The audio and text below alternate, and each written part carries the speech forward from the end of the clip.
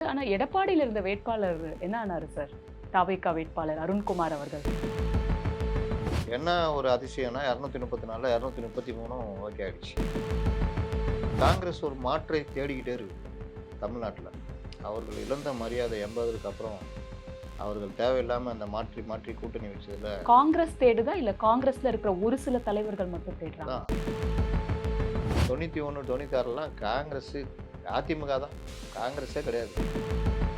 இப்போ விஜய் தனியா நின்னு ஒண்ணும் இல்லாம போறத விட காங்கிரஸ் கூட நின்னுருந்தா இன்னும் கொஞ்சம் அவங்களுக்கு ஒரு வாய்ப்பு எக்ஸ்ட்ரா கிடைச்சிருக்கும். நீங்க பார்த்தீங்கன்னா திமுக இல்லாம போகும். ஏன்னா, காங்கிரஸ், தாவேகா, என்டிஏன்னு வந்தா இவங்க 2 பேரும் தான் பெரிய கட்சியா இருப்பாங்க. சொல்ல முடியாது மக்கள் நல கூட்டணி இங்க வந்துருவாங்க.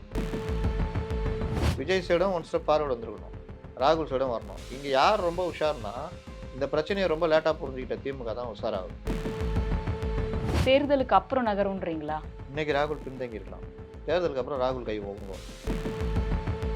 விஜய் பிரிக்கிற வாக்குகள் என்டிஏக்கு சாதகமாகும். உதயநிதியும் சுத்துறாரு. கனிமொழி போறாங்க. அந்த மாதிரி அங்க ஸ்டார் கேம்பெயினர் 3, 4 பேர் இருக்காங்க. இங்க யார் இருக்கா? விஜய் தவிர. அவர்லாம் ஒரு சின்ன தொகுதியில மட்டும் தான் ஒர்க் பண்ணவர். செங்கோட்டையன்லாம். அவர் ஒரு ஸ்டார் கேம்பெயினரே கிடையாது. திருச்சி கிழக்குல வந்து விஜய்க்கு அகைன்ஸ்டா அதிமுக, திமுக இணைந்தே பயங்கரமா பிரச்சாரம் பண்ணிட்டு இருக்காங்க. நீங்க ஏன் மறைக்கிறீங்க? பேச்சுவார்த்தை நடத்துறது பிரவீன் சக்கரவர்த்தி ஒத்துக்கிறாருல்ல. நீங்க ஏன் மறைக்கிறீங்க? எங்களோட என்ன விஷயம்னா, பேச்சுவார்த்தை நடந்ததை ஒப்புக்கிட்டா அது விஜய்க்கு இதாகும். பேக் ஃபயர் ஆகும்.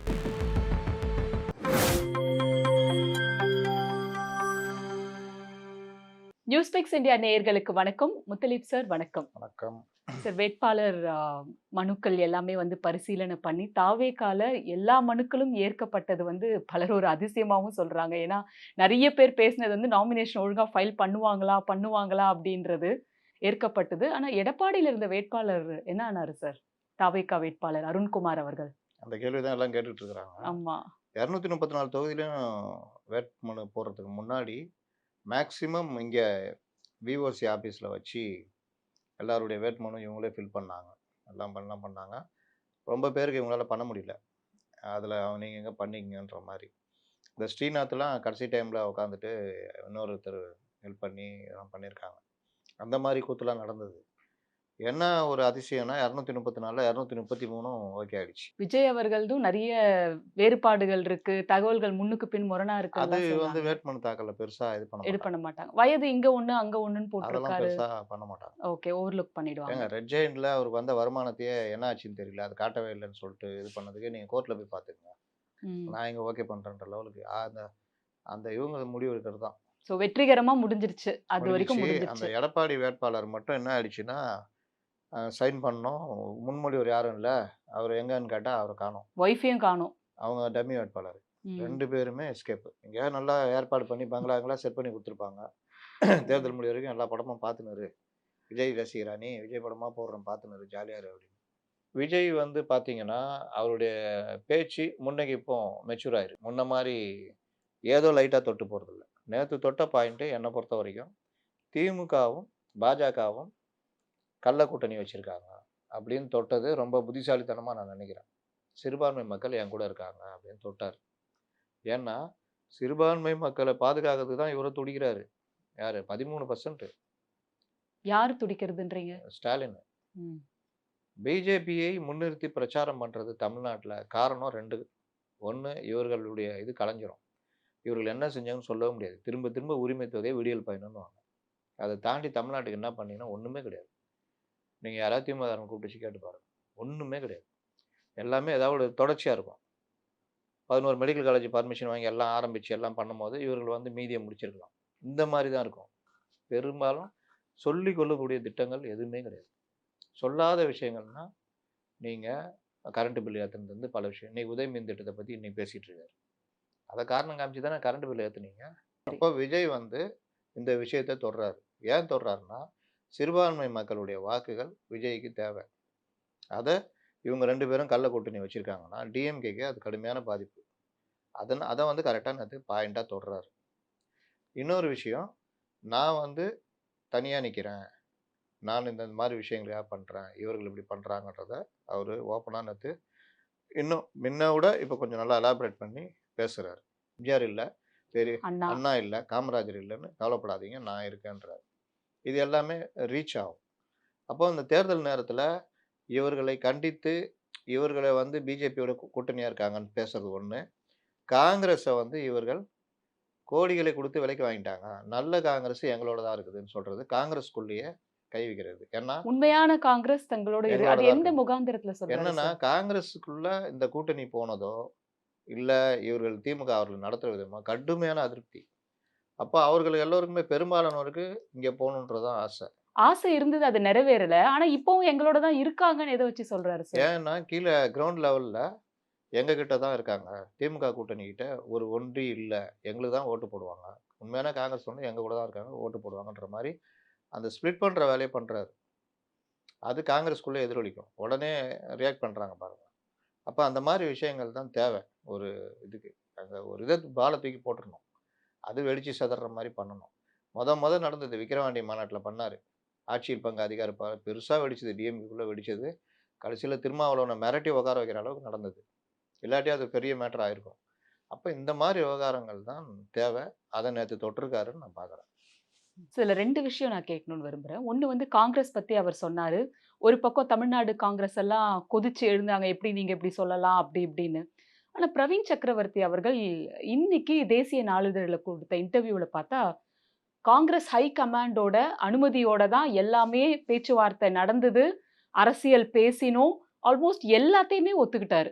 அப்புறம் கடைசியில கேட்கப்பட்ட ஒரு கேள்வியில, இவங்களோட வெற்றி வாய்ப்பு எப்படி இருக்கு? திமுக, காங்கிரஸ்ன்னு சொல்லும்பொழுது, கட்டாயம் வெற்றி பெறுவாங்கன்னு அவர் சொல்லவே இல்ல. இது வந்து ஒரு டஃப் ஃபைட் அப்படிங்கிறத தான் அவர் சொல்லியிருக்காரு. இத நீங்க எப்படி பார்க்குறீங்க சார்? இது காங்கிரஸுக்கு வந்து காங்கிரஸ் ஒரு மாற்றை தேடிக்கிட்டே இருக்குது தமிழ்நாட்டுல. அவர்கள் இழந்த மரியாதை 80க்கு அப்புறம் அவர்கள் தேவையில்லாம அந்த மாற்றி மாற்றி கூட்டணி வச்சதுல காங்கிரஸ் தேடுதா? இல்ல காங்கிரஸ்ல இருக்கிற ஒரு சில தலைவர்கள் மட்டும் தேடுறாங்களா? தான் அப்படின்னாலும் அதுவும் எல்லாம் ஒண்ணு தானே. ராகுல் ராகுல் தேடுறாருன்னு வச்சுக்கங்க. ம். அப்போ காங்கிரஸ் இல்ல அது திடீர்னு அவங்க ஒண்ணு சேர்ந்துக்குவாங்க. திடீர்னு அவங்க இது பண்ணுவாங்க. அதான் அவங்களுக்குள்ள இதுல பிரச்சனையே. ஒருத்தர் நல்லா யோசிப்பாரு, ஒருத்தர் தப்பா யோசிப்பாரு. தப்பான சைடு போய் ஒண்ணும் இல்லாம ஆயிடுவாங்க. காங்கிரஸ் தான் பெரிய பெர்சன்டேஜ் வச்சிருந்தது. 30% வரைக்கும் வச்சிருந்தாங்க. டிஎம்கே, ஏடிஎம்கே பிரிஞ்சதுனால 23, 22ன்னு ஆயிட்டாங்க. ஆனா, அதுக்கு பிறகு காங்கிரஸ் எடுத்த தப்பான நிலைப்பாடு, இந்திரா காந்தியுடைய எதேச்சதிகாரத்தனம், காமராஜர் மறைவு, மூப்பனார் போன்றவருடைய சுயநல அரசியல், இது எல்லாம் சேர்ந்து தான் காங்கிரஸ் அப்படியே பின்னடைவாச்சு. ஒரு கட்டத்தில 91, 96லாம் காங்கிரஸு அதிமுக தான். காங்கிரஸே கிடையாது. அதிமுகவுடைய அனைத்து விஷயங்களுக்கும் காங்கிரஸ் ஒத்து போச்சு. அதோட மரியாதை போச்சு. அதனால காங்கிரஸ் வந்து இன்னைக்கு இழந்த மரியாதைய மீட்கணும் அப்படின்னு நினைக்கிறேன்னா, நீங்க தலையெடுத்த ஸ்டேட்லாம் உண்டு. இப்ப தெலுங்கானாலாம் நீங்க எதிர்பாராம காங்கிரஸ் ஆட்சி பிடிக்குது. அப்போ இங்க வந்து காங்கிரஸுக்கு இனி வாய்ப்புன்னா, இந்த மாரி மாறி மாறி நிக்கிறது ஏடிஎம்கே கிட்டத்தட்ட கதவ சாத்திட்டாங்க.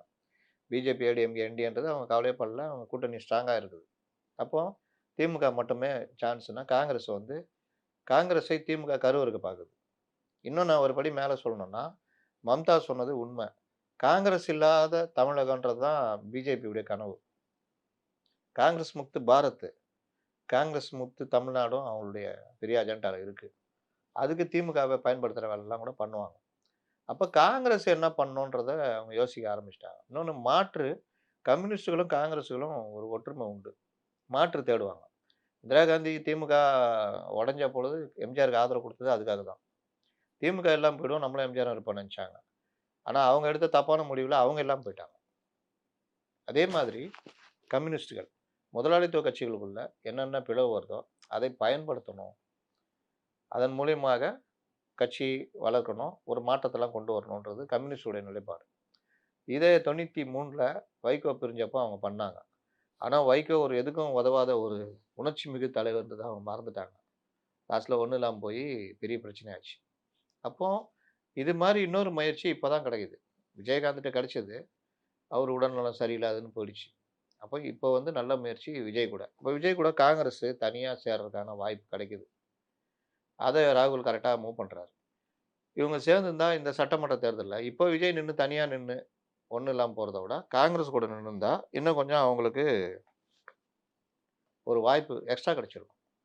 நீங்க 28 தொகுதி கேட்டு நின்னாலும், 10 தொகுதி இப்ப ஜெயிக்கிறது கஷ்டம். இன்னைக்கு இருக்கிற அரசியல் சூழ்நிலையில. அத நீங்க இவங்களோட சேர்ந்து இந்த தடவ ஒரு பரீட்சை எடுத்துட்டு, அடுத்து உள்ளாட்சி தேர்தல்னு போகும்பொழுது, அது அவர்களுக்கு பெரிய லாபம். ஏன்னா உள்ளாட்சி தேர்தல்ன்றது மாநில கட்சிகளை தாண்டி கீழ இருக்க கிரவுண்ட் ரியாலிட்டி தான் அவங்களுக்கு தீர்மானிக்கும். அதுல அவர்கள் இன்னொன்னு விஜய தான் கையில எடுத்துக்கலாம். ஏன்னா விஜய்க்கு அனுபவம் இல்ல. அப்ப விஜய் கூட கூட்டணி வைக்கும்போது கையில எடுத்து பண்ணலாம். இது அவர்களுக்கு பார்லிமென்ட் போம்பொழுது ஆளுக்கு பாதின்னு கேட்டு நிக்கலாம். 20க்கு 20. நீங்க பார்த்தீங்கன்னா திமுக இல்லாம போகும். ஏன்னா, காங்கிரஸ், தாவேகா, என்டிஏன்னு வந்தா இவங்க 2 பேர் தான் பெரிய கட்சியா இருப்பாங்க. சொல்ல முடியாது மக்கள் நல கூட்டணி இங்க வந்துருவாங்க. அதுக்கு விஜய் ஒத்து வரல அப்படிங்கிற மாதிரியான பேச்சுக்கள் விஜய் அடிபட்டதுல்ல. ஒத்து வந்தாரு. எங்க பிரச்சனை வருதுன்னா, விஜய் இது இந்த விட்டேத்தியாவே இருக்கிறது. ம். அரசியல் அனுபவம் கிடையாது. அவரு ஒரு ஸ்டெப் முன்னாடி எடுத்து எடுத்து ஃபார்வர்ட் பண்ணியிருக்கணும். சோனியாவ பார்த்து பேசியிருக்கணும். கார்கேவ பார்த்து பேசியிருக்கணும். விஜய் போயிருக்கணும். எம்ஜிஆர் போனார்லங்க. எம்ஜிஆர சரி, இவர் தான் சீஃப் மினிஸ்டர்னே வாழ்ந்துட்டு இருக்காருல்ல. அவர் தான் அழிய வேண்டியதான்றான். அப்படித்தானே வைகோ அழிஞ்சாரு. இங்கேருந்து அட்லி வீட்டுக்கு இதுக்கு போத்துறது. அ இதுதான் பிரச்சனை. நீங்க யார் ஆக போறீங்க? சீமந்த விழா சொல்றீங்களா? ஆமா. நீங்க யாராக போறீங்கன்றது உங்களுடைய செயல்கள் தான் தீர்மானிக்கும். எல்லாத்தையும் பேசி குழப்பவாதிகள் என்னைக்குமே ஜெயிக்க மாட்டாங்க.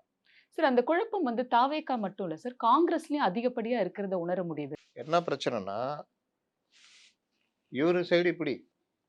அங்க ராகுல் ஸ்ட்ராங்காவா? சோனியா ஸ்ட்ராங்கா? கார்கேவா? அ இவரு வேணுகோபாலா? அப்படின்றதெல்லாம் பெரிய பிரச்சனை. காங்கிரஸ்ல எப்பவுமே நண்டு கதை தான். ஒரு நண்டு ஏறி வெளிய போனா கூட இன்னொரு நண்டு விடாது.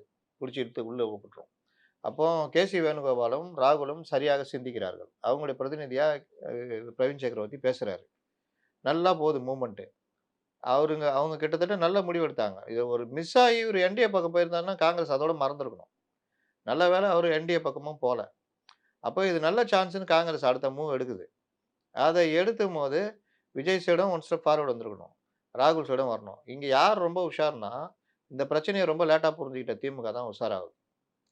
ஆக நம்ம இதோட கண்டமாயிடுவோம். ஒண்ணுமே இல்லாம போயிடுவோம்ன்னு சொல்லிட்டு அடிச்சு புரண்டு, காங்கிரஸ்ல இவங்க திமுக எப்பவுமே இந்த சுயநலமா இருக்கிறவங்க இருப்பாங்கல்ல காங்கிரஸ்ல. கட்சி அப்படி போனா இப்ப நாங்க நல்லா இருக்கணும். அந்த மாரி ஆட்கள புடிச்சு, அவங்கள வச்சு டெல்லியில சோனியாட்டலாம் பேச வைக்கிறாங்க. பேசினோனே சோனியா அவங்க ஒரு முடிவு எடுக்குறாங்க. ராகுல ஓரம் கட்டிட்டு, திமுக கூட தான் உறவுன்னு மறுபடியும் முடிவு எடுக்குறாங்க.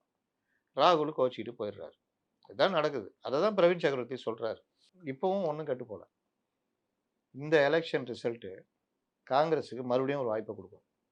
தமிழ்நாட்டுல இருக்கிற இந்த தலைவர்கள் எல்லாம் ஓரம் கட்டிட்டு, விஜய கையில எடுத்தாங்கன்னா, உள்ளாட்சி தேர்தல்ல அடுத்துக்கடுத்து மூவ் பண்ணலாம். நான் என்ன நினைக்கிறேன்னா, கிட்டத்தட்ட அத நோக்கி காங்கிரஸ் நகரும்.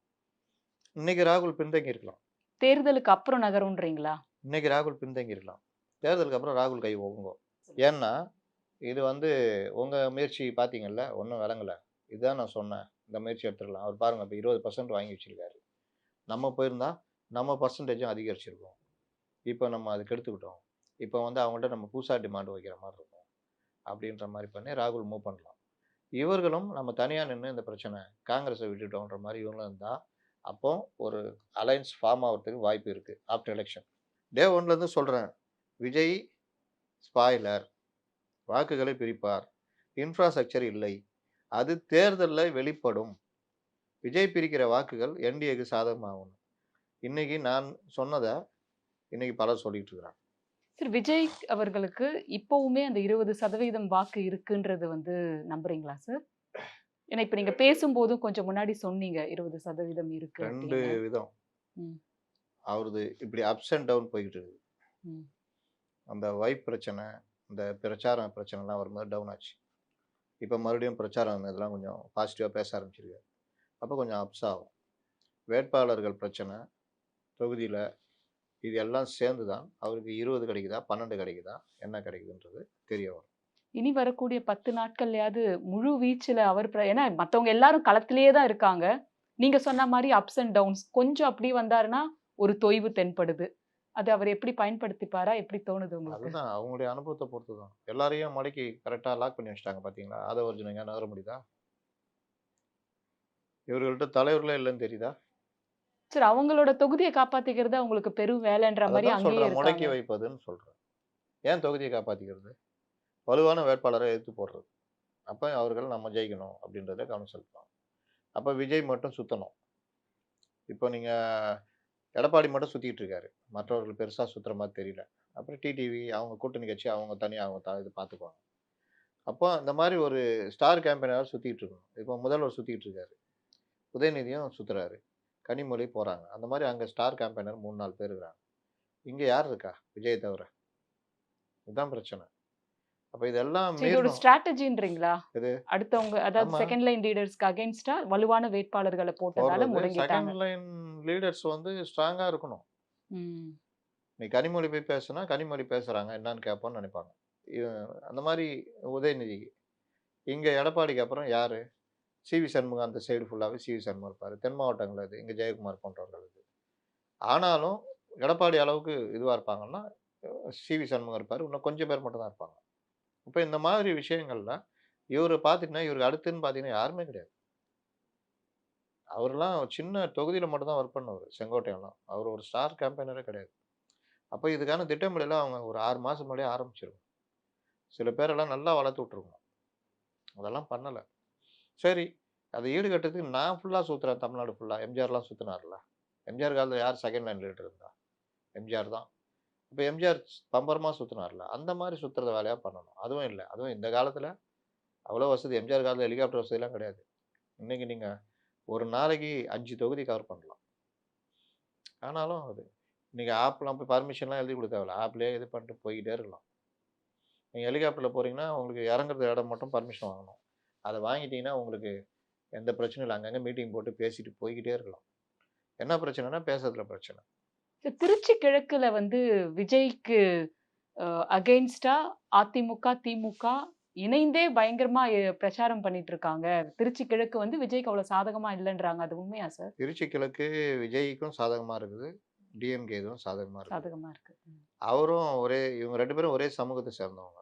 ம். ஒரே கம்யூனிட்டி வேற. மதம் மட்டும் இல்ல. கம்யூனிட்டியும். அப்ப 2 பேருக்கும் யாருன்னு பார்த்தீங்கன்னா, விஜய்க்கு தான் வாக்குகள் விழும். அவர் ஒண்ணும் எண்ணிக்கை வருதுராஜ் விஜய் எதிர்த்துலாம் வந்து அந்த அளவுக்குலாம் இது கிடையாது. அப்போ ஒருவேளை நான் நினைக்கிறது, இத விஜய் வாக்குகள பிரிச்சு என்இகே விருதுராஜுக்கும் வாக்குகள் குறைஞ்சிருந்தா, அது சொல்ல முடியாது. அதிமுக வேட்பாளர் கூட அறுவடை பண்ணலாம். பியூஷ் கோயல் சொன்னார்ல சார், திமுகக்கும், விஜய்க்கும் வந்து ஹேண்ட் இன் குளோவா இருக்காங்க. அவங்க உடன்பட்டு செயல்படுற மாதிரி தோணுது அப்படின்னு ஒரு குற்றச்சாட்ட பகிரங்கமா இப்ப இன்டர்வியூல வச்சிருக்காரு. சோ அந்த பார்வை எப்படி இருக்கு? கோயலு அந்த மாரி சொல்றது வந்து ஒரு உளறல் தான் நான் பார்ப்பேன். ஆக்சுவலா பிஜேபியோட ஸ்ட்ராட்டஜியே எப்படி இருக்கணும்னா, ஆ விஜய அட்டாக் பண்ணணும். அட்டாக் பண்ணா தான் சிறுபான்மை வாக்குகள் விஜய்க்கு வரும். விஜய் கிட்ட சாஃப்ட் ஹேண்ட் எடுத்தாலும், நீங்க ஈஸியா பிஜேபி பி டீம்னு டிஎம்கே கொண்டு போயிடும். அததான் வேலையும் செய்றாங்க அவங்க. பி டீம் தான் மாரி தான் கொண்டு போறாங்க. அப்ப சிறுபான்மை வாக்குகள யார் கவர் பண்றதுன்றது. அதனால பியூஷ் கோயலு, திமுகவும், விஜயும் கைகோர்த்துக்கிட்டு இருக்கிறாங்க அப்படின்றதெல்லாம் அவர் தான் டைரக்ட்டா எதிர்த்துட்டு இருக்காரு பிஜேபி. இது திமுக இது கிட்டத்தட்ட பி டீம்ங்கிற மாரி சொல்றாரு. தாவேக்கால இருக்கிற சில பேரு திமுகக்கு ஆதரவா இயங்குறாங்கன்றத வேணா சொல்லலாம். நீங்க ஏன் மறைக்கிறீங்க? பேச்சுவார்த்தை நடத்துனது பிரவீன் சக்கரவர்த்தி ஒத்துக்கிறார்ல. நீங்க ஏன் மறைக்கிறீங்க? எங்களோட என்ன விஷயம்னா, பேச்சுவார்த்தை நடந்தத ஒப்புக்கிட்டா அது விஜய்க்கு இதாகும். பேக் ஃபயர் ஆகும். இதுல இந்த இந்த தேர்தல்ல ரொம்ப ஸ்ட்ராட்டஜி ஒர்க் ஆகுதுங்க. சில விஷயங்கள்லாம் வெளிய சொல்ல முடியாது. பெரிய ஸ்ட்ராட்டஜிலாம் ஒர்க் ஆகுது. விஜய் சொன்ன ஒரு விஷயம் 50 வருஷத்துல காணாத ஒரு தேர்தல் இது. வரலாற்று சிறப்பு மிக்கதுன்றாரு. அதெல்லாம் உண்மைதானா சார்? 50 ஆண்டுகள்ல கணிக்க முடியாத தேர்தல்லாம் இருந்திருக்கு. ம். இது ஒரு தேர்தல். ஒரு இப்ப சமீபத்தில கூட ஒரு அறிவாளன் சேகர் சார் கூட பேசும்போது ஒரு இது பதிவு பண்ணியிருந்தோம். 3வது அணி ரொம்ப ஸ்ட்ராங்கா இருக்கிற தேர்தல்ல இது ஒண்ணு. 77க்கு பிறகு. 77ல 4 அணிகள் இருந்த பொழுது ஜனதாவும் பெரிய அணியா இருந்தது. அப்படி 4 பிரிஞ்சு இருந்தப்போ லாஸ்ட்ல ஃபர்ஸ்ட்ன்னு எம்ஜிஆர் ஆட்சி பிடிச்சாரு. அன்னைக்கு பிடிச்சப்போ 23, 24% தான் 77ல. அந்த மாதிரி இந்த தேர்தல் ஒரு கணிக்க முடியாத ஒரு 3 அணிகள். மீதி அணிகள் இருக்கு. அந்த அளவுக்கு அவங்க நெருக்கமா இல்ல. மோதுகின்ற ஒரு பெரிய ஒரு போட்டியா இருக்குது.